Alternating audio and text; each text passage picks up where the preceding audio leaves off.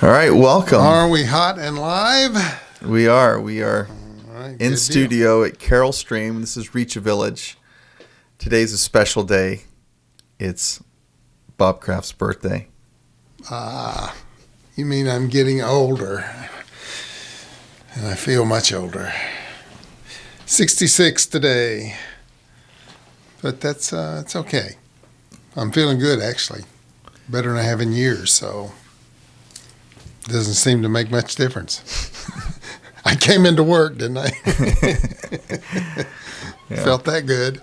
Yeah. No, it's great. It's great. It's always good that the Lord gives you another day to live. Yeah. Amen. Well, this is part of a new initiative for Reach a Village. It's to get our voices out to you, to tell us a little bit about who we are, why we're here, why we think it's important, to share a little bit of our mission, vision, and values with you guys. And so we're just very happy to have you guys listening or watching our content on Reach a Village. One of the things that came to my heart early on in this whole process of founding Reach a Village was that it's much more than a ministry. You know, it's a cause, and we're not just trying to build a ministry organization called Reach a Village. We're basically trying to bring in front of the Christian, concerned prayer warriors and mission-minded people, the neglected villages, to the tune of about 1 million villages, representing over 2 billion people, that most of which have never even heard the gospel yet, let alone had an opportunity to respond to it. So welcome to learning a little bit about Reach a Village. So why don't you go ahead and tell us a little bit about when did it start? Officially, paperwork filed kind of thing in 2012 with the IRS as a 501c3 organization with constitution, board, and everything you have to have with that. We've since expanded the number of board members and getting all the legal and financial and everything in order, just continuing to grow. As we grow larger, the requirements that are on an organization like ours become greater. The regulations are greater, and so we're complying with all that and moving right along. But 2012 was the year of incorporation. So there are hundreds and some would say thousands of mission organizations, little ministries here and there. Why was there a need for another one? Well, I have been part of some of those other ones that were already established. I've been a missionary with a well-known independent faith mission kind of organization, and there are plenty of those around. There are some of those that are hundreds of years old, a couple hundred years old. But then also I came back to the States and did some pastoral work, and then from the pastorate launched back into denominational mission work, which is another kind of mission work. And in both those cases, I learned something new. Always you learn how you have to operate in those missions arenas, and they're very different. A faith mission that goes out into an area of a country somewhere in the world and just works on reaching people, and they have their own basic ministry that is non-denominational. And often what happens in those cases are indigenous denominations start from the work of the gospel, from getting the Bible, from churches being planted in those kind of environments. Whereas in the denominational environment, that was different yet. I mean, you go in the name of your denomination.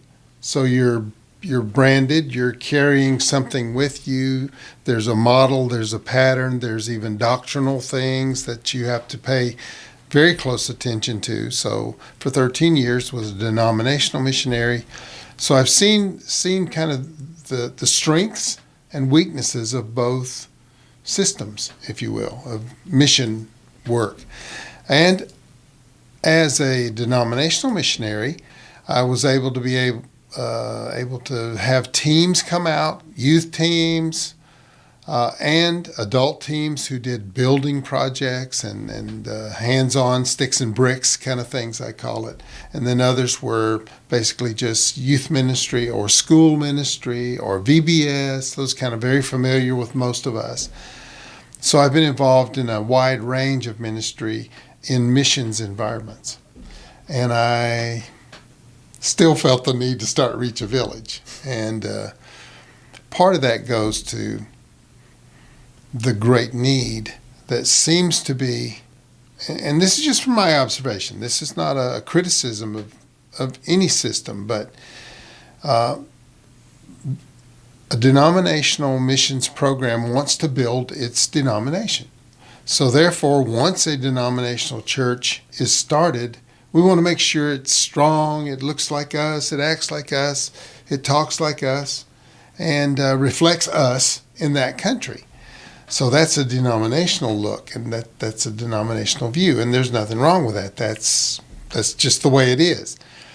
On the other hand, a faith mission might, as we did in our case, operate on a very, very limited budget. And so you're helping national churches as much as you can. You're moving into territory as much as you can, but you're held back by your ability to actually raise resources and funds that might be needed for expansion. So that side seemed to be pretty slow. And a lot of people say, well, that's more natural. It's slow, and if it takes off, well, God's doing it. And if it doesn't take off, God's doing it. But, so I've seen that kind of thinking on the one hand. Whereas what I saw in the middle were these massive territories. And I would drive through some of them myself to get to a tribal village. I remember driving 10 hours from where we lived in the little town by the river in Thailand, driving 10 hours to get to a remote village up in the mountains of tribal people. And I would pass dozens and dozens and dozens and dozens of villages that didn't have a church. And yet they had a Bible. I mean, they were just Thai speaking, and the Thai Bible had been around a long time. Missionaries had been in Thailand for 150 years. And I thought, wow, this is going to take a long time, And I didn't spend a lot of time thinking about how long it was going to take, because I wanted to do what I could do. I'm just one person, so right. What can I do, and how can I stay busy and doing the Lord's will, whatever He leads me to do. So I didn't have. When you're on the ground like that, in a situation like that, you rarely have a big picture view. You're pretty concerned with day to day. Lord, what do you want me to do today? What's at hand to do? I need to go to visit this tribe. Well, I can't do it this week, but maybe next week. And you're so tied up in the day to day operations that it's hard to get a big view, big perspective. And so I think part of my vision and my passion came from the fact that I was able to drop back, come back, pastor, forced to, at times, because my dad passed away, so I had to come back to the States, and I ran a business for a while. And so then that, in my mind, then I look back at missions, kind of from a different perspective and say, wow, I was just one guy. I was there for almost 2 years. I couldn't even tell you that if I won one person to the Lord. And, you feel like a bit of a failure in that kind of circumstance that I was in. And you say, wow, is this really working? But you come back and you have another look at it and you say, okay, maybe if I did it this way or approached it this way, it would be better. And you start getting more of a global perspective, or at least a national perspective, or an international perspective. So that's kind of where Reach a Village came out of that birth of saying, well, there's all these neglected villages in the middle that have a Bible.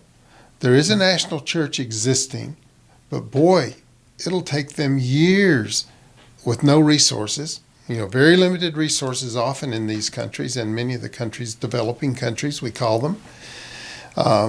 very limited resources with which to expand and with which to actually travel and get to these villages and have materials and Bibles and even an audio Bible or whatever means you might need to reach them. Those all cost money.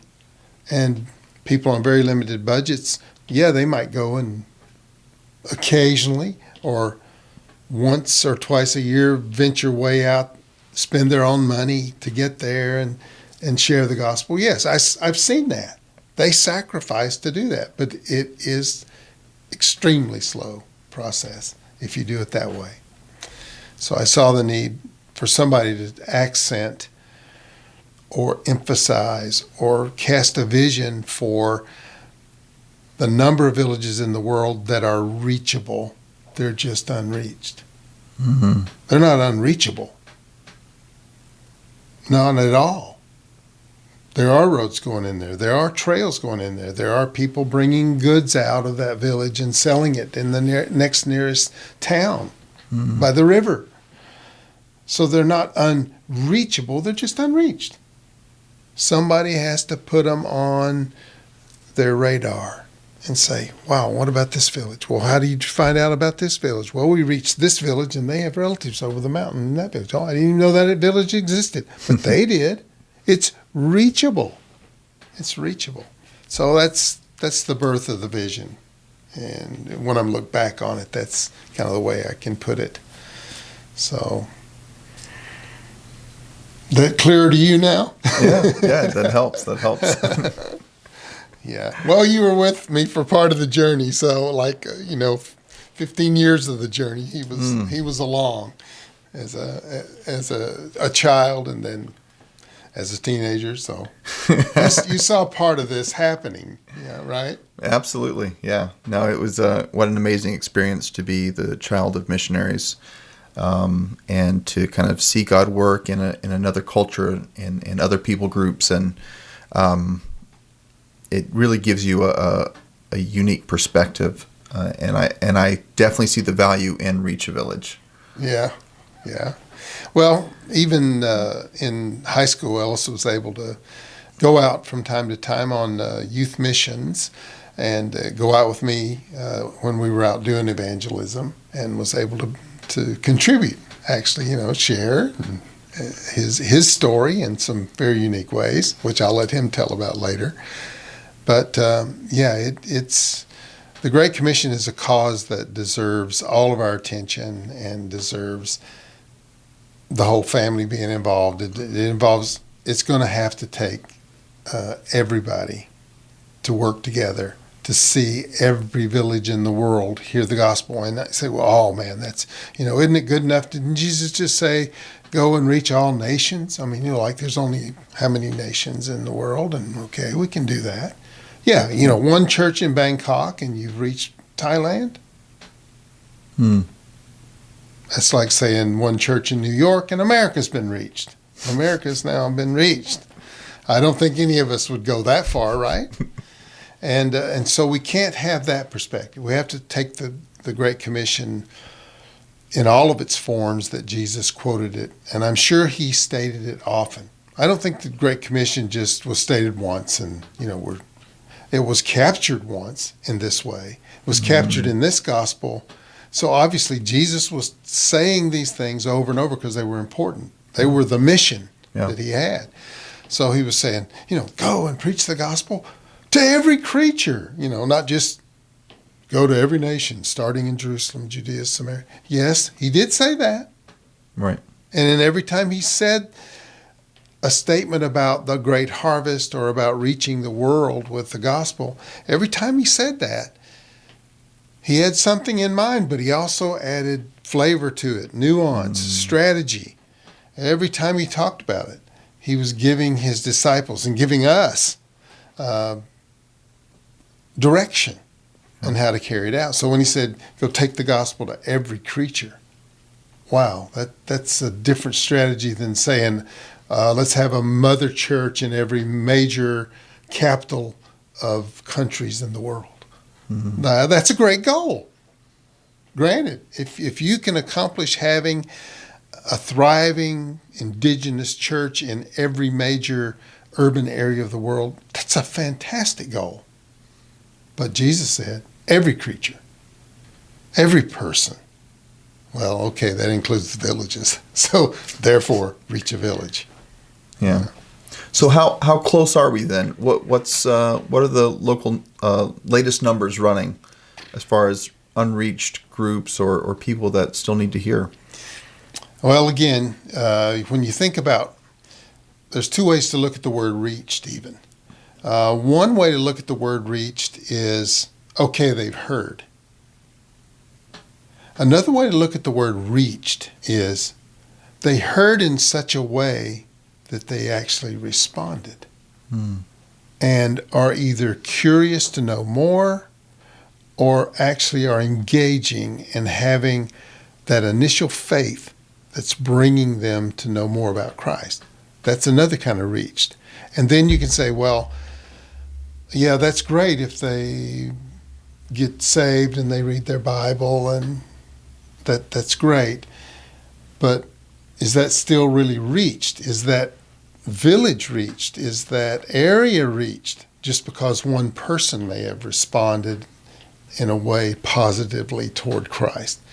And so, well, if you want to take it another step deeper, which when we say reach a village, we're actually talking about a village responding to the point that a local house church fellowship at least is formed with several families who've come to Christ. They're studying the Bible together. They're beginning to develop spiritual gifts that God gives to his church as it's being formed. Mm-hmm. And so when we say reached, we're actually talking a third level reach. You know, not that first level is, okay, we flew over, we dumped out a ton of tracts and they floated down. We know the villages heard the gospel now. You know, not reached in that way. Right. And not even reached in the way of saying, well, we've had some response from that place. There's been some response. But to say there's been enough response to show us that this is actually the rudimentary beginnings of the church. The church is being established, the body of Christ, the presence of Jesus in that village, in that community. And through those families then, the whole village does have the potential to hear every creature in the gospel. Amen. Even the cows that are tied to the post under the house will hear the gospel eventually when they're singing and clapping and, having a service under the house. Every creature in the village is going to hear.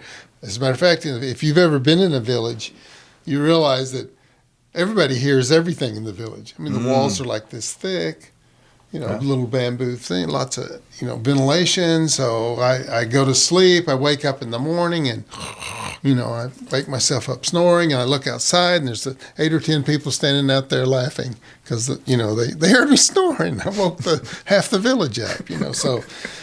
Yeah, it is possible for every creature to hear, every person to hear the gospel.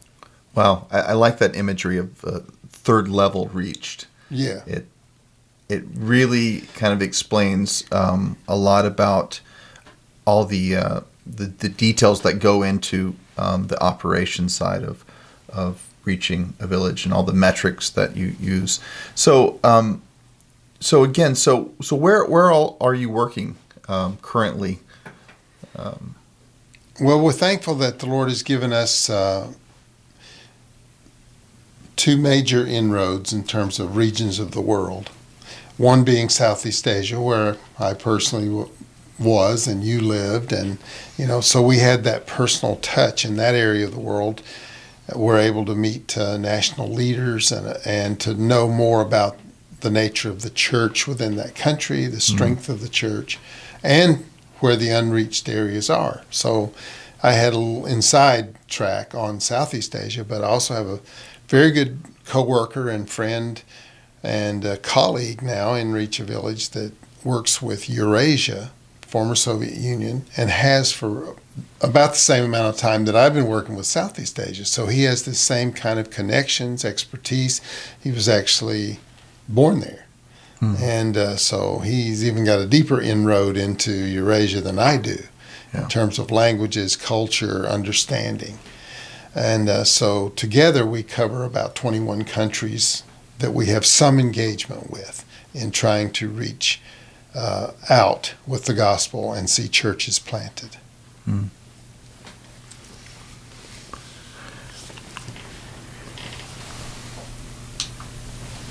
Right. Yeah. You going to do a cut take Yeah. on that? 20 Yeah. minutes.